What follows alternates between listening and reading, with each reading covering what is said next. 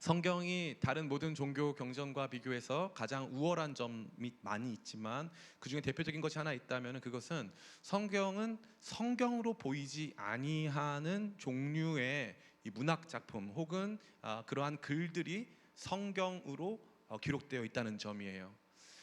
역사서라던가 또 뿐만 아니라 이 다른 시가서 등등 여러 가지 부분이 다른 일반적인 종교 서적엔 등장하지 않는 그러한 형태의 글들이죠.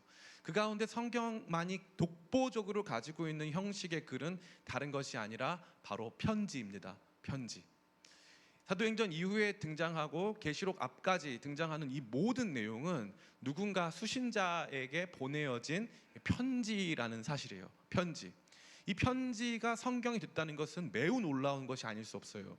이 편지가 성경이 됐다는 것 첫 번째 뭐가 놀라운 것이냐면은 편지는 특정한 수신자가 있다는 거예요. 그리고 편지에는 특정한 상황이 있다는 거죠. 그리고 편지 안에는 그 상황과 수신자에게 전해주는 특정한 메시지가 있어요. 그러면 봐보세요. 그 당시 그들에게 한시적으로 그 상황 안에서 국한된 메시지여야 하는데 이것이 영원한 하나님 말씀으로 기록됐다는 거예요. 그러면 이 편지를 이 사람들만 읽어야 한다는 거예요? 우리도 읽어야 한다는 거예요? 그렇죠. 우리도 읽게끔 되어진 편지인 거예요. 처음에는 그들에게 보내진 편지인데 가만히 봤더니 이거는 그들뿐만 아니라 우리에게까지 전달되어지는 편지라는 것이죠. 그러니까 이 성경, 다시 말해 서신서가 성경이 됐다라고 하는 것은 저와 여러분에게 하나님께서 직접적으로 주고 싶어 하시는 메시지를 인격적으로 전달하고 있다는 거예요. 마치 편지를 직접 받는 사람처럼 전달하고 있다는 거죠. 제가 여러분에게 만약 개인적으로 카톡을 보냈어요. 예를 들어 아영이에게 제가 아영아 라고 카톡을 보냈어. 어떤 기분이 들까요? 어떤 해석이 느껴집니까? 아영아 라고 내가 카톡을 보냈다면 어떤 생각이 먼저 들죠? 왜 보냈지? 왜 보냈지? 그렇지.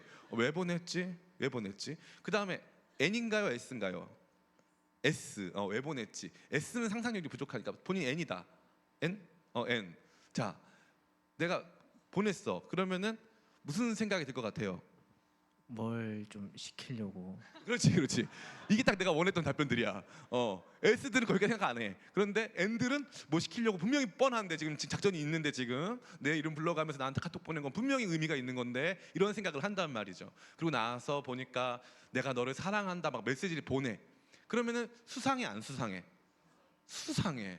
수상하고 도대체 뭘 원하는 걸까 막 고민이 되잖아요. 그죠? 그게 바로 메시지의 힘이에요. 여러분 개인에게 보낸 메시지의 힘. 로마서는요 너무 놀랍게도 우리가 알고 있는 모든 서신들 중에 대표 서신이라고 할 수 있고요. 이 로마서라고 하는 서신이 정말 가장 위대한 서신이라고 할 수 있어요. 왜냐하면 이 개신교회를 태동시킨 서신이거든요. 왜 그렇습니까? 우리 여기 보니까 17절 말씀 같이 한번 읽어볼까요? 같이 읽습니다. 시작. 복음에는 하나님의 의가 나타나서 믿음으로 믿음에 이르게 하나니 기록된 바 오직 의인은 믿음으로 말미암아 살리라 함과 같으니라. 이른바 이신칭의, 믿음으로써 의롭게 칭함받는다라고 하는 개신교회의 가장 중요한 솔라 피데, 오직 믿음으로 구원을 받는다라고 하는 이 위대한 선언이 로마서에서부터 비롯됐기 때문이에요. 그럼 중세 가톨릭 교회는 믿음으로 구원을 받습니까? 아니요. 믿음으로 구원을 받지 않아요. 거기는 그라치아 인퓨자라고 합니다. 그라치아 인퓨자, 이거 무슨 뜻인 줄 아세요? 주입된 은혜예요. 믿음도 필요하지만 영세를 통해서 교회의 일원이 되는 것이 필요하고요. 거기다가 주입된 은혜 위에서 그라치아 인퓨자 위에서 선행도 필요해요. 그래서 교회의 일원으로서 사제들이 베푸는 성만참에 참여하고 뿐만 아니라 교회에서 하지 말라고 하는 일들을 하지 않음으로써 자기 구원을 지속적으로 확보할 수 있다는 거예요. 근데 루터가 말하죠. 그렇지 않다는 거죠. 솔라 피데, 오직 믿음으로 구원을 받는다라고 하는 거예요. 그러니까 저는 이 로마서가 단순히 신학 논문으로 저와 여러분에게 펼쳐지는 웅변에 대한 어떤 원고로 주어진 것이 아니라 편지로, 마치 우리 각 사람 모두에게 전달되어지는 편지 형식으로 주어졌다는 것이 매우 놀랍다는 거예요. 그래서 이 편지의 내용을 하나하나 살펴보면은 그 가운데 숨겨져 있는 사도 바울이 이 메시지를 저와 여러분에게 주면서 가졌던 감정들, 그 이 뒤에 깔려져 있는 진짜 의미들, 그것들이 풍성하게 드러난다는 것입니다. 이 말씀을 가만히 생각해 보면서 여러분들 안에 그전에는 보이지 않았던 이 말씀의 신비와 비밀들이 다 펼쳐지는 그 귀한 역사 있기를 간절히 축복합니다. 예전에 제가 대학교 늦게 들어갔어요. 근데 저랑 같이 똑같이 늦게 들어온 동생이 있었어요. 저기 지금은 이제 굉장히 동생 같아 보이지 않는 친구였어요. 굉장히 평생 복싱을 해온 한 이 전도사님이었어요. 근데 전도사님이 딱 왔는데 연애를 시작하는 거예요. 연애를 딱 시작하면 날마다, 그 당시는 카톡이 없었을 때여가지고 문자 메시지를 저한테 갖고 와요. 형님 일로 와보세요. 이게 무슨 뜻일까요? 여기 뒤에 웃음 표시가, 그 당시는 웃음 표시 다음에 여기 옆에 별 표시까지 찍었거든요. 그 당시는 그게 없는데 이게 무슨 뜻일까요? 왜 그게 그딴 게 왜 중요하죠? 근데 여러분 농담 안 하고 여러분도 비슷할 거예요. 카톡 보냈을 때 왜 얘가 이렇게, 연애하는 사람도 마찬가지지. 얘가 지금 삐졌나? 왜 이런 상태일까? 그죠? 메시지, 나한테 온 메시지를 어떻게 분석하느냐, 나한테 인격적으로 다가오기 시작하면 이 메시지가 모두에게 전달되는 공지사항이 아니라 나에게 직접적으로 전달된 메시지를 생각이 딱 들면 그 다음부터 이거 무슨 뜻이지? 나한테 뭘 원하는 거지? 진짜 이 사람 마음 어떻지? 이걸 궁금해지기 시작하는 거죠. 여기 등장하는 가장 중요한 이 배경은 뭐냐니까 따라해볼까요? 거룩한 채무감. 거룩한 채무감이에요. 지금 이 로마서를 작성하게 된 이 배경 뿐만 아니라 이 사람이 갖고 있는 이 열심, 이 사람이 이 편지 내용을 통해서 얻고자 하는 것, 이 모든 것 안에 감춰져 있는 배경은 거룩한 채무감이죠. 같이 한번 읽어볼까요? 14절 같이 읽습니다. 시작. 헬라인이나 야만인이나 지혜 있는 자나 어리석은 자에게 다 내가 빚진 자라. 아멘. 사도 바울은 이 편지를 시작하면서 내가 이 편지를 시작한 이유는 내가 빚진 자이기 때문이라는 거예요. 무언가를 해야 할 의무를 가진 존재라는 것이죠. 여러분 상상해 보세요. 여러분이 10,000원이 있어요. 떡볶이를 먹고 싶어. 근데 누구한테 10,000원을 꿨어? 교회에 왔어. 나한테 10,000원 빌려준 애가 있어. 나는 10,000원밖에 없어. 그런데 이제 친구들이랑 가서 떡볶이를 먹으려고 해. 근데 마침 그 언니가 들어와. 내가 돈을 내려고 해. 그 언니한테 갚을 돈 10,000원 있어. 기분이 어때? 그 언니 앞에 선뜻 계산할 수 있어 없어? 선뜻 계산하면 언니가 약간, 그 언니는 쿨하지만, 그 언니는 쿨하지만 마음이 너그럽지만, 그럼에도 불구하고 내가 흔쾌히 10,000원 떡볶이 10,000원어치 먹는 걸 보면서 언니가 행여나 너 내 돈 안 갚고 떡볶이 먹네 이러니까 마음이 상할 수 있잖아. 그러니까 굉장히 눈치 보게 되고 굉장히 조심스럽게 되는 거죠. 그걸 뭐라고 하냐? 채무감이라고 하는 거예요. 채무감. 진짜예요. 채무감이라고 하는 거예요. 근데 그 사람 만나기가, 돈을 못 갚았어. 언제까지 갚자고 했는데 돈을 못 갚았어. 그 사람 만나기가 껄끄러워 안 껄끄러워? 조금 껄끄러워. 그 친구 사이에 돈 빌려주면 돼 안 돼? 안 돼. 교회에서 돈 빌려주지 마. 돈 빌려달라고 하면 그냥 줘. 줄 수 있는 만큼만 줘. 그리고 나 받으려고 하지 마. 돈 빌렸나? 아니, 돈 빌렸어요? 지금 빌리려고? 지금 마지막으로 빌리려고? 지금 준다. 교회에서 돈 빌리지 마. 교회에서 돈 빌리면 안 좋은 일밖에 생기는 게 없습니다. 일종의 채무감이 바로 이런 거예요. 사도 바울 신기하죠? 왜 이 사람이 채무감을 갖죠? 왜 이 사람이 복음을 전해야 되죠? 왜 이 사람이 로마에 가야 되죠? 재밌는 건요, 사도 바울은 이 서신에 보니까, 우리가 오늘 읽은 내용에 보니까 로마에 가본 적이 있을까 없을까? 있어요 없어요? 승혜. 로마에 사도 바울이 이 편지를 쓴 사람이 로마에다 보낸 편지인데 로마에 가본 적이 있을까 없을까? 없는 거. 박수 한번 쳐주세요. 우리 승혜가 서예를 잘해요. 진짜로 서예를 되게 잘해가지고 저 보여줬는데 너무 잘하더라고요. 서예를 잘하는 아주 이 바른 생활 신사임당 소녀예요. 같이 한번 읽어보겠습니다. 우리 9절 말씀 같이 한번 읽어보겠습니다. 시작. 어떻게 하든지 이제 10절이죠. 죄송합니다. 제가 속여 본 거예요. 10절 말씀 시작. 어떻게 하든지 이제 하나님의 뜻 안에서 너희에게로 나아갈 좋은 길 얻기를 구하노라. 13절 같이 읽습니다. 시작. 형제들아 내가 여러 번 너희에게 가고자 한 것을 너희가 모르기를 원하지 아니하노니 이는 너희 중에서 또 다른 이방인 중에서와 같이 열매를 맺게 하려 함이로되 지금까지 길이 막혔도다. 사도 바울은 로마에 가본 적이 없어요. 그러면 이 편지 받는 사람들 아는 사람들이에요, 모르는 사람들이에요? 모르는 사람들이에요. 모르는 사람들에게 아직 가보지 않은 땅을 향하여 사도 바울은 이렇게 긴 편지를 보낸 거예요. 받는 사람 입장에서 어땠을까? 부담스럽죠. 모르는 분이 오신다는데 편지가 16장으로 구성돼 있어. 너무 킹받아. 얼굴 보고만 했으면 좋겠는데 먼저 편지부터 보냈는데 편지 자체가 굉장히 무게감이 있어서 이분을 만나는 게 부담스러울 정도야. 지금 성경에서 가장 어려운 말씀 로마서 아니에요 지금. 그래가지고 로마 사람들이 이 편지 읽지도 않고 예수님 믿겠다고 결정했다는 설이 있어요. 편지 너무 길어가지고 나 그냥 믿을게 어려워, 야, 믿을게 살려줘 이렇게 해가지고 했다는 설이 있죠.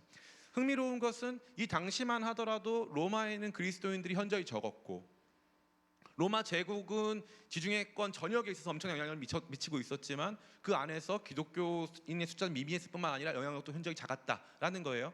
근데 사도 바울은 그곳에 가고 싶어 했어요. 왜요? 그곳에 가서 뭐 하려고?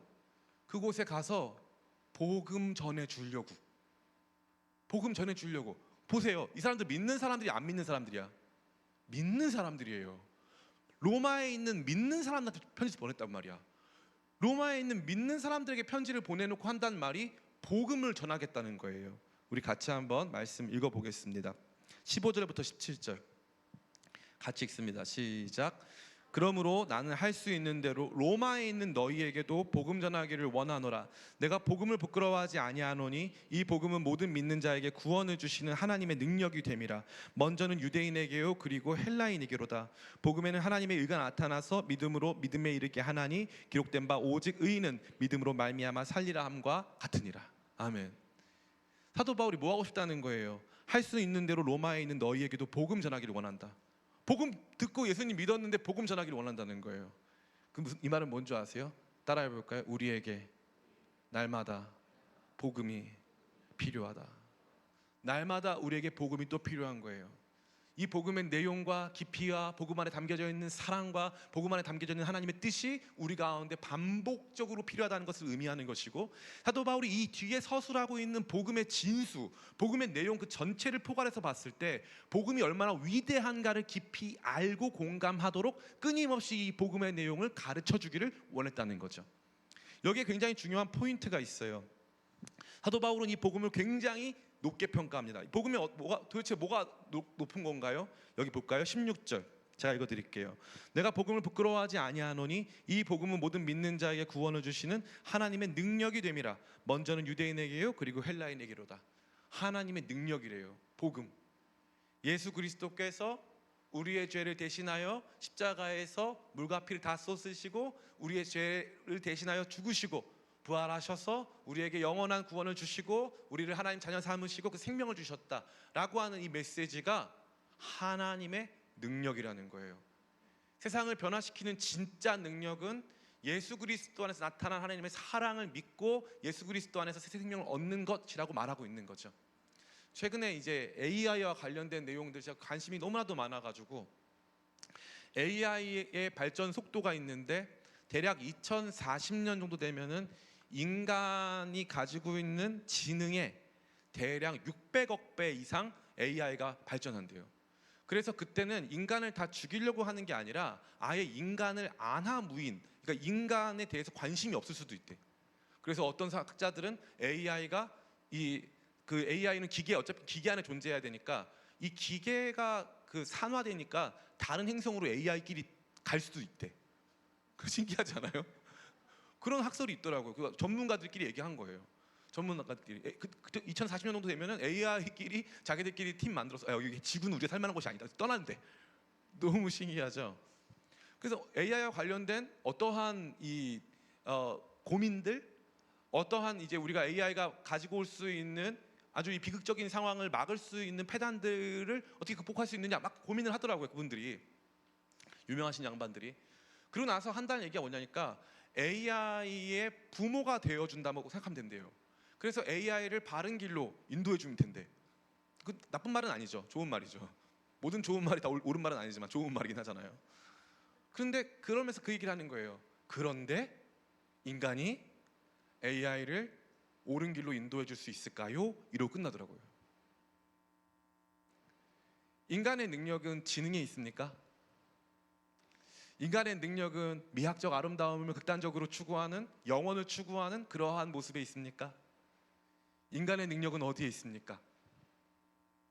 인간의 능력은 놀랍게도 선과 악을 구별할 뿐 아니라 선과 악을 쫓아서, 선을 쫓아서 사는데 그 능력이 있어요. 근데 인간은 선을 쫓아 사는데 성공했습니까? 실패했습니까? 실패했어요. 인간은 실패했습니다. 온전히 선을 쫓아 사는데 실패했어요. 인간은 온전히 선을 쫓아 살 수 없습니다. 참다운 선을 쫓아서 살아갈 수 없어요. 그건 불가능합니다. 그렇기 때문에 우리가 필요한 것은 무엇입니까? 우리에게 진정 그 길을 열어주시는 분이 필요한 거예요. 우리에게 리디머, 구속자가 필요한 거예요. 우리를 끊임없는 이 죄악 가운데서부터 해방시키시고 우리를 거룩한 삶으로 나가게 하시는 분이 필요하다는 거죠. 그래서 기독교 신앙은 자력 구원론이 아니에요. 내가 열심히 한다고 구원받지 않습니다. 기독교 신앙은 타력 구원이에요. 내 힘으로 구원받는 게 아니에요. 하나님께서 은혜로 우리 가운데 구원을 베푸시는 거죠. 그래서 사도 바울은 복음은 하나님의 진정한 능력이다. 인류 전체를 구원하시고 인류 전체에게 새로운 길을 제시하시는 유일한 능력이 바로 복음이라고 선포하고 있는 거예요. 그리고 나서 사도 바울이 이러한 빚진 마음, 채무감을 가질 수 있는 이유는 뭔지 아세요? 이거를 자기는 알았거든요. 이 비밀을 알았거든요. 사람들을 살리는 길을 알았거든요. 그러고 나서 이 길을 안 사람으로서 내가 이것을 전파하고 누군가에게 알려주어 그 사람을 살게 하는 것이 나에게 주어진 사명이요 책임이라는 사실을 알게 된 거예요. 진짜 복음을 경험한 사람들은 이러한 종류의 사명감, 책임감을 갖는다는 것입니다. 제가 떡볶이를 좋아하죠. 요즘에는 안 먹은 지 꽤 됐습니다. 떡볶이를 안 먹은 사람의 몸 상태죠. 그때는 많이 먹었을 때 지금보다 10kg 더 나갔어요. 떡볶이는 몸에 해롭습니다. 맛은 있죠. 떡볶이 너무 맛있어. 근데 저는 전 세계에서 제일 맛있는 떡볶이집을 알고 있어요. 어딘지 공개하지 않겠습니다. 알고는 있어요. 너무 맛있어. 떡볶이집, 전 세계 제일 맛있는 떡볶이집. 여러분 지금 타액으로 막 가득하고 있죠? 엄청납니다. 지금 저도 근데 떡볶이집을 알고 있어. 그런데 어느 날 버스를 탔어요. 여고생들이 대화를 합니다. 떡볶이 어디 먹으러 갈까? 근데 이 친구들이 방황하는 것 같아요. 어디가 맛있지? 그리고 막 자기들끼리 서로 막 이렇게 어디가 맛있다는데 막 이렇게 하고 있어요. 근데 제가 가봤던 집인데 거기가 그렇게 맛있진 않아. 이 친구들이 지금 방황하는 영혼들이잖아요. 그러면 어떻게 합니까? 여기서 이제 저는 심지어 인프피임에도 불구하고 내적 이 충동이 일어나기 시작하는 거죠. 이 친구들을 바른 길로 인도해 줘야 된다라는 채무감, 책임감이. 그래서 그때 40대 아저씨가 여고생들을 향해서 말을 합니다. 저기 학생, 떡볶이를 찾는다면 거짓은 아닌 것 같아요. 라는 채무감이 든다는 거예요. 나는 이거 진리를 알고 있기 때문에, 이 진리를 전해야 하기 때문에, 그죠? 제가 농담삼아 말씀드렸지만 이게 단순히 그게 아니라 누군가가 막 죽으려고 한다면 여러분 어떠한 생각이 드시겠어요? 어떠한 생각이 드시겠습니까? 제가 예전에는 자동차에 연료를 거의 보고 살지 않았어요. 저 오늘만 살았어 진짜. 그래가지고 하루는 남산에 올라갔거든요. 그 당시 남산 타워까지 차가 올라갔을 때예요. 한 1년 전인가? 죄송합니다. 한참 전이죠. 남산 타워까지 이렇게 올라갔을 때인데 그 연료를 안 보고 갔어요. 비가 억수로 내리는 날이었는데 근데 보니까 연료가 올라갔더니 시동이 안 걸려. 그래서 제가 그 당시 엑센트 94년형 엑센트를 타고 있을 때였어요. 그 94년 엑센트를 타는데 그러면은 남산 밑에 주유소가 있으니까 여기는 고도가 높잖아요. 그럼 경사로를 이용해서 차를 타고 그냥 이렇게 그 활주를 하는 거죠. 활주. 그냥 자유 활주를 해서 이렇게 해서 내려가서 거기서 이제 어차피 그 주유소가 그쪽에 있으니까 내려가가지고 기름을 넣으면 되겠다라는 어떤 굉장히 일차원적인 생각을 한 거예요. 제가 시동이 안 걸리다가 이제 가고 있는데 이제 내려가야 되겠다 하고 이제 가려고 하는데 갑자기 어떤 할아버지가 제 창문을 두들기시니까 비가 억수로 오는데 저기요 지금 뭐 하려고 하시는 거예요? 이러시는 거 저한테. 그래서 제가 지금 기름이 없어서 지금 시동 안 걸고 차를 이렇게 내려 보내가지고 이렇게 기름을 넣으러 가겠다는 거예요. 내가 그런 놈이야 내가. 그런 사람이야. 가겠다는 거야. 가려고 그랬는데 그 할아버지가 얘기하는 게 저기요 큰일 날 소리 하지 마세요. 자, 기름이 없으면 핸들이 안 돌아가요. 기름이 없으면 브레이크가 안 돼요. 난 몰랐지. 핸들도 돌릴 수 있는 정도로 힘이 센 줄 알았고 브레이크가 들 줄 알았지. 그 아저씨가 제 목숨 살렸어요. 그 아저씨가, 그 할아버지가. 근데 그 할아버지가 그냥 가. 내가 그러고 있는 거 보면서도 저러다 죽겠구만 이러고 그냥 가. 그러면 그 할아버지가 참 재밌게도 직무유기예요. 직무유기. 그잖아요. 사도 바울이 느끼는 감정이 그런 감정인 거예요. 보세요. 로마에서 와달라고 했어요? 와달라고 한 적 없어요. 아는 사람 있어요? 뒤 조금 나오지만 거의 없어. 아는 사람도 없고 이미 예수님 믿는 사람들이야. 근데 그 사람들에게 나는 뭐 해야 돼? 나 복음 전해야겠는 거야. 왜냐면 이 복음이 진짜 능력이거든. 이 복음의 핵심은 의인은 믿음으로 말미암아 살리라 했기 때문에 율법의 의로 획득되는 것이 아니라 예수 그리스도, 나의 의를 성취하신 예수 그리스도를 믿음으로 구원을 받는다는 이 위대한 진리를 또 선포하고 또 선포해서 그 어떤 신자들도 흔들리지 않고 이 구원의 확실성을 분명히 잡아야 하거든. 그러니까 몇 번의 높아심에 걸쳐서 끊임없이 지금 생겨난 이 작은 교회, 로마 안에서 싹튼 이 작은 교회를 온전히 세우려고 나는 거기 가야겠거든.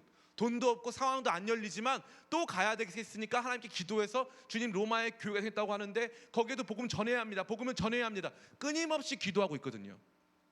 그 채무감이에요. 그 채무감. 그럼 이 채무감 어떻게 생긴다고요?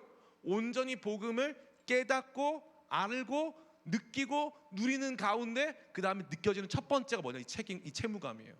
이 내용을 나만 알아서는 안 된다. 이 내용을 나만 알아서는 절대 안 된다. 누군가한테 분명히 말해 주어야 한다라고 하는 채무감인 거죠. 저희 어머니가 1999년부터 이제 현재까지 중국 선교를 오래 하셨어요. 처음에 중국 선교 하실 때 어디로 했냐니까 중국의 단동이라고 하는 지방이 있는데 이 단동 지방에 가보면은 이제 북한과 국경지대예요. 그래서 대부분의 이제 물류가 단동을 통해서 북한으로 들어가는데 거기에서 처음으로 탈북자 사역하셨어요. 그때 처음 시작한 단체가 둘이 하나라고 지금 대한민국에서 제일 큰 탈북자 선교회고 저희 어머니가 또 하나 같이 하셨어요. 그래서 저희 어머니 통해서 탈북인들이 보호를 받고 있는데 남자 탈북인들을 모아놓은 요셉의 집과 여성 탈북인들을 모아놓은 마리아의 집을 운영하셨어요.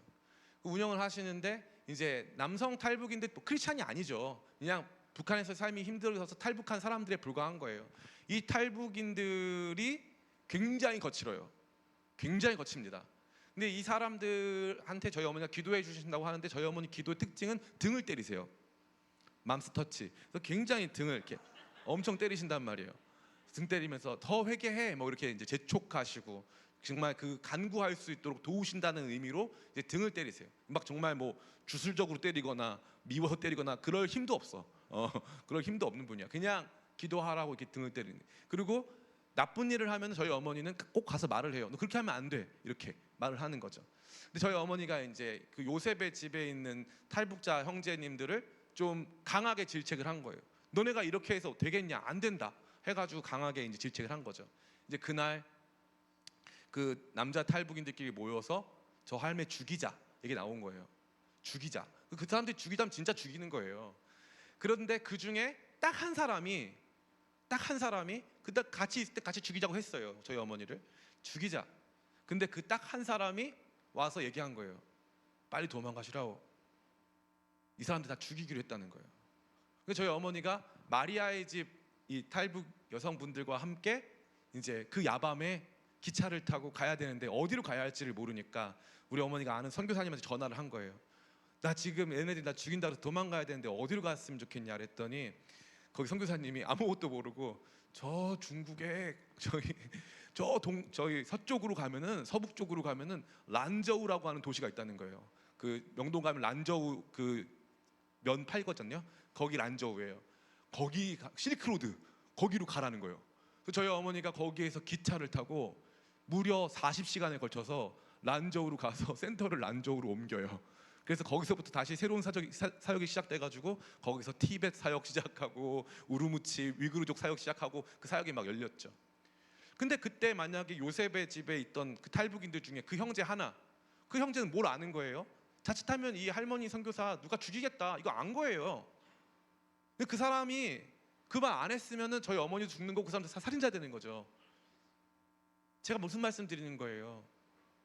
어떠한 사람은요, 자기가 알게 된 사실에 대해서 알리지 않으면 안 된다라고 하는 분명한 책임감과 사명감, 채무감을 갖는 거예요. 사도 바울은 그 채무감을 가진 거예요. 그래서 복음은 그것을 제대로 경험한 사람들에게 사명감과 책임감, 그리고 전하지 않으면 안 된다라고 하는 채무감을 준다는 거예요. 지난주 설교 여러분 기억나세요? 첫 번째 영상 기억나세요? 이과수 폭포에서 이 한 사람이 떨어져 내렸죠. 근데 다른 한 사람이 그 폭포 밑에서 이렇게 악수하면서 그 사람이 다시 올라가잖아요. 다시 올라가. 한 사람이 방금 죽어서 그 폭포 밑으로 떨어졌는데 다음 사람이 저 이과수 폭포 위에 사는 과라니족이라고 하는 그 부족의 전도를 위해서 다른 사람이 거기를 올라가는 거예요. 그게 뭐예요? 채무감. 대한민국의 복음을 제일 처음 전해준 선교사의 이름은 로버트 저메인 토마스라고 하는 선교사입니다. 이 로버트 저메인 토마스 선교사라고 하는 사람은 원래 중국 선교사였어요. 중국 선교로 왔는데 아내가 죽고 아이가 죽었어요. 혼자 혈혈단신으로 남았어. 웨일즈 선교사였는데, 웨일즈에서 온 사람이었는데, 오늘 참 웨일즈 기도 제목이 있었죠, 그죠? 안 했지만 원래 오늘 웨일즈가 기도한 날이었어요. 웨일즈를 위해서 기도한 날이었어요. 웨일즈에서 보낸 로버트 저메인 토마스라고 하는 선교사가 중국에 왔는데 풍토병으로 아내도 죽고 아이도 죽었어요. 혼자 남았다고. 돌아가야 될 거 아니야. 안 돌아가고 배에 타서 이제 거기에서 성경책을 들고 저 동방에 있는 한국이라는 곳으로 간다고 하는 배에 오릅니다. 이 사람이 중국에 있으면서 한국말도 배웠거든요. 그래가지고 가서 이 배가 상선이니까, 이 배가 물건 파는 배니까 그 배에 같이 올라타서 가서 복음을 전할 수 있을지 좀 타진해 보자. 보세요. 나는 지금 아내도 죽고 아이도 죽고 이 땅에 남아있을 필요가 없어. 이유가 없어. 그럼에도 불구하고 자기의 고통과 슬픔이 있음에도 불구하고 나는 이 말씀을 전해야 한다라고 하는 사명감이 있는 거예요. 그거 어떻게 설명할 거예요? 누가 줬어 그 사명감? 그 채무감이 있는 거예요. 난 이 말씀을 전해줘야 한다라고 하는 사명감. 그래서 이 로버트 저메인 토마스 선교사가 그 제너럴 셔머노라고 하는 배에 탑니다. 제너럴 셔머노라고 하는 배에 딱 타서 그 배의 통역관으로 일을 해요. 그래서 배가 평양의 대동강변에 이르렀어요. 대동강변에 딱 이르렀습니다. 그 당시에 평양시장이 박규수라는 사람이었는데, 이 박규수 씨랑은 이 로버트 저메인 토마스 선교사가 그 전부터 알고 있던 사이예요. 그래서 아무 문제 없을 거라고 판단을 했어요. 그런데 제너럴 셔머노가 대동강에 다다랐을 때 갑자기 이 조선 이 군병들이 대포를 쏘고 총을 쏘고 활을 쏘기 시작했어요. 그래서 교전이 잠깐 있다가 배에서 사람들이, 배가 불타기 시작하니까 배 사람들이 피하기 시작했죠. 대동강변에 로버트 저메인 토마스 선교사가 자기가 가지고 왔던 성경책을 들고 대동강변으로 뛰어내려서 간신히 목숨을 부지했어요. 그때 한 포졸, 한 병사가 이 로버트 저메인 토마스 선교사를 칵 찔러서 그 사람은 대동강변에서 죽습니다. 그리고 그 사람 손에 들려져 있던 성경책이 있죠. 그 성경책을 그가 가지고 와요. 성경책을, 그 토마스 선교사를 죽인 사람이 성경책을 가지고 와요. 가지고 와서 보니까 종이가 퀄리티가 좋아. 그래서 자기 집에다가 이걸 도배를 합니다. 성경책을. 그리고 나서 그 성경책을 이렇게 읽다가 그 사람이 예수님을 영접해요. 그렇게 세워진 교회가 황해도 소래교회라는 교회예요. 그 교회가 대한민국 첫 번째 교회고, 그 교회를 그대로 본떠서 총신대학교 신학대학원 가면 거기에 그 교회를 지어놨어요. 말씀의 집이에요. 잘 들으세요. 복음을 진짜 알잖아요. 전하지 않고는 견딜 수가 없어요. 복음이 주는 채무감이에요. 이 말씀 마칩니다. 기쁨의 교회는 시옷 기억 교회예요. 첫 번째는 따라해볼까요? 성경. 우리 교회는 성경적 설교를 지향해요.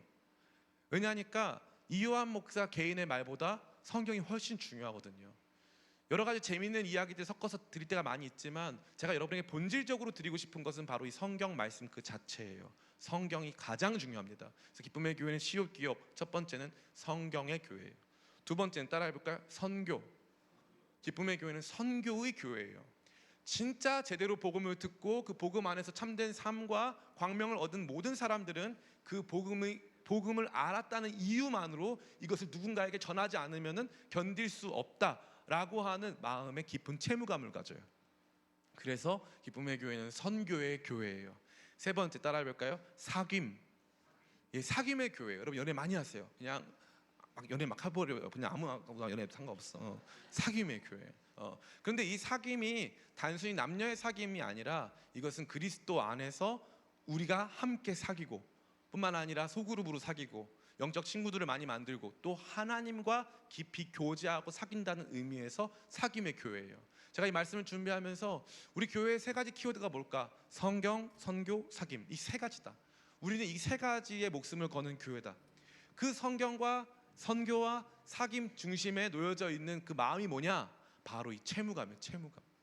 성경을 온전히 이해한 사람, 선교의 마음으로 불타오르고 선교의 마음으로 불타오른 사람들과 사귀어 그들을 그리스도와 사귀게 하는 그 역할 감당하기를 원하는구나 라는 것을 제가 깊이 깨닫는 거죠. 이 말씀에 보면은 목사님 다 이해했습니다. 사도 바울이 이러한 채무감을 가지고 지금 로마에 있는 성도들에게 찾아가길 원하네요. 네, 맞아요. 그럼 잘 보세요. 사도 바울이 이 편지를 보냈을 때 이 채무감을 나만 느끼길 원했을까요? 아니면 로마 교회도 같이 느끼길 원했을까요? 그렇죠. 같이 느끼길 원한 거예요. 그래서 이렇게 말하는 거예요. 14절부터 17절. 제가 이 말씀 읽고 말씀 마치겠습니다. 제가 읽습니다. 헬라인이나 야만인이나 지혜 있는 자나 어리석은 자에게 다 내가 빚진 자라. 그러므로 나는 할 수 있는 대로 로마에 있는 너희에게도 복음 전하기를 원하노라. 내가 복음을 부끄러워하지 아니하노니 이 복음은 모든 믿는 자에게 구원을 주시는 하나님의 능력이 됨이라. 먼저는 유대인에게요 그리고 헬라인에게로다. 복음에는 하나님의 의가 나타나서 믿음으로 믿음에 이르게 하나니 기록된 바 오직 의인은 믿음으로 말미암아 살리라 함과 같으니라. 나는 이 열정 속에 너희에게 가기를 원한다. 나는 이 열정 속에 이 채무감 속에 너희에게 이 편지를 쓴다. 사랑하는 교회여, 함께 이 열정, 함께 이 채무감에 동참해서 헬라인이나 유대인이나 지혜 있는 자나 미련한 자나 누군가의 모두에게 이 복음을 전하는 사람들로 살아가자라고 하는 위대한 초청이 이루어지고 있는 것입니다. 우리 교회 6월달 저는 우리 교회 너무 자랑스러워요. 선교하는 교회, 기쁨의 교회 너무나도 자랑스럽습니다. 작은 교회인데 우리 교회가 다른 교회가 할 수 없는 여러 가지 역할을 감당해요. 우리가 뛸 때 주님이 함께 뛰십니다. 우리가 주님과 함께 걸어 나가기 시작할 때 열방이 기뻐하는 줄을 믿습니다. 우린 그것을 경험하는 거예요. 함께 그 일들에 동참하는 것입니다. 왜요? 채무감 때문에요. 안 할 수 없으니까요. 안 할 수 없으니까. 우리는 복음을 알았고 복음을 들었고 복음 안에서 영원한 생명을 누리고 있기 때문에 이 복음을 전하지 않고는 견딜 수 없는 것입니다. 우리 안에 이 거룩한 채무감이 회복되길 간절히 원합니다. 우리 교회에도 이 거룩한 채무감이 회복되길 원해요. 감히 여러분 초청합니다. 우리 6월 달에 있게 될 이 선교학교 안에서 여러분들이 그 거룩한 채무감을 다시 한번 경험하게 되고 그 채무감 안에서 함께 선교의 현장으로 마음과 뜻을 다하여 한 몸으로 나아가는 귀한 역사 있을 줄을 믿습니다. 이 거룩한 채무감에 온전히 휩싸이는 저와 여러분 다 되시기를 예수님의 이름으로 축원합니다. 우리 같이 찬양할까요?